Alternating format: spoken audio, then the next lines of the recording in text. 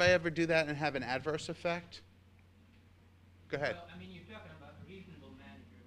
Having skills doesn't mean that your manager has good skills too. Mm-hmm. So you may tell the manager that you're interviewing and that's to him, I'm going to lose a resource. I need to find somebody soon, and if there's a layoff, you're the first to go.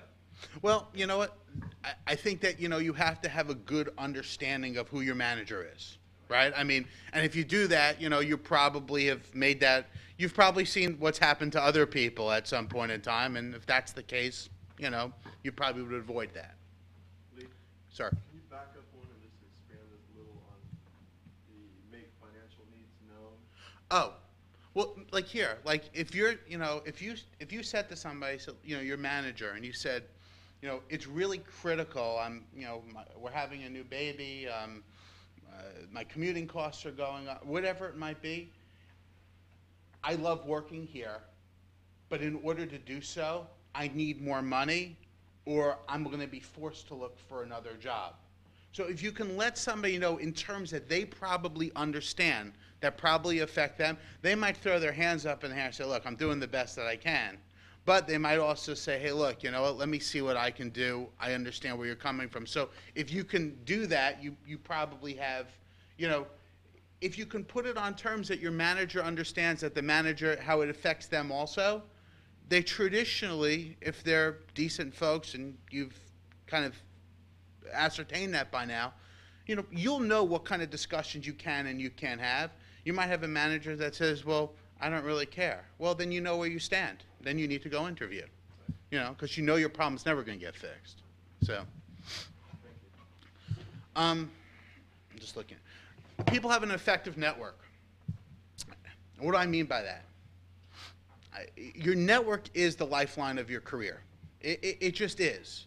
And that network consists of many different people. And I'll call it more of a board of directors, and I'll just go over it this way, is that, in order for a network to really work, you have to be able to call on your network when you need help, and your network needs to be able to call on you.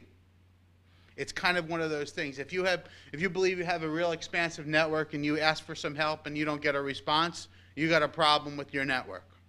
It's kind of like that Verizon commercial, right? You have all the network guys coming in the back and stuff like that. So that's the same thing with your career.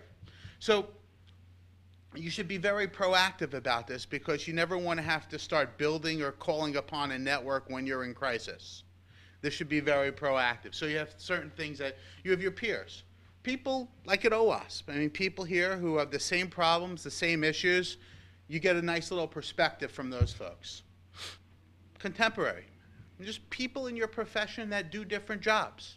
Could be the networking person. Could be the person in risk and compliance. You might have good ideas for your careers. It could be people in different parts of the organization that are at your same level. They're probably dealing with some similar issues. These should be people that you call on internally, and there should also be people that you call on externally. Experts. Experts, somebody who you can refer to and get some advice about things that you don't have any knowledge of. That could be, in my case, right, in my business, right? Well, I have an accountant. If I have a financial question, I'll call the accountant. I have a legal firm. If I have a legal question, that's my panel. I kind of, it says this, sometimes you have to pay for that. I mean, when it comes down to services, a lot of times you're better off, there are people who traditionally charge for their services. But in that type of scenario, you're looking for people who can build expertise to help you get to where you want to be and help you understand really kind of where you sit. Mentor.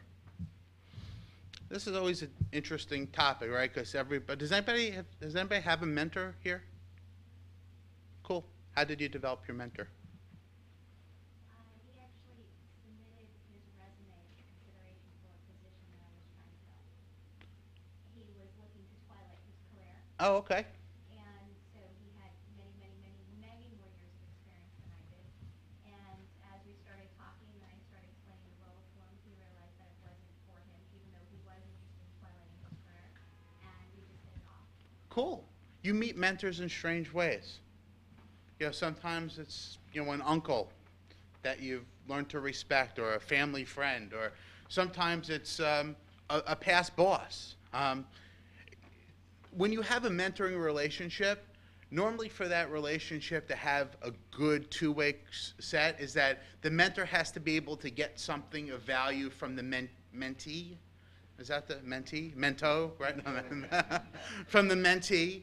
And the mentee obviously is there to be able to pluck the knowledge of the mentor. So, you know, if you have that type of relationship, you have the ability to pluck that person for knowledge. And that normally, you know, look, it could be as simple as like, what does the mentor rely on the mentee for? It could be like getting you a cup of coffee. I mean, it sounds kind of stupid that way, but sometimes, you know, I mean, sometimes relationships in the office space work in some very strange ways about, you know, and sometimes it deals with accessibility, sometimes it just deals with being in the right place at the right time. It has a lot of different things, but you should, all these types of folks should be people that you can call on and talk to for guidance, and that will give you good, honest advice, and that you really believe that they will have your best interest at heart, not some ulterior motive. What makes them, I mean, so these are just types of things, right? I mean, they're accessible. They have experience that you believe to be relevant. They can actually help you. I mean, that's really important. They can introduce you to others that you don't already know. They give you some sort of 6 degrees of separation of some sort. It's kind of the company that you want to keep. I have a friend that always says cool friends equals cool you. And he probably ripped that off from somebody. But the truth of the matter is that, you know, it's always guilt by association. So if you hang out with smart people, people are going to assume that you're smart. If you hang out with, you know, hoodlums, people probably think that you're a hoodlum. They're probably not right in either case. You can be a smart person amongst hoodlums, and you can be an idiot amongst smart people. But just sometimes if you run in those circles, some of those characteristics rub off on you. And they share a lot of the same value, you know, it's the same ethics and value system. You know, they really, you know, at their core, they're the type of people that you respect. And not respect because they have great jobs or everything like that, but you respect them because they're like you. And you feel comfortable about who they are as people. Another habit. People who succeed generally plan to do so. Here's a question I have for you all. We ask it on that survey. How many people have a written plan for their career? All right, so we're talking about, you know, if there are 100 people in this room, 2%. Sometimes when you write some things down on paper, it's very helpful. You can actually refer to it. It'll probably take you about a good hour or so to just think about the steps to get you to wherever it is that you want to be. It's a roadmap. It's a living, breathing document. It will change. But if you could refer to it and utilize that as some sort of a guide, just like as a product roadmap.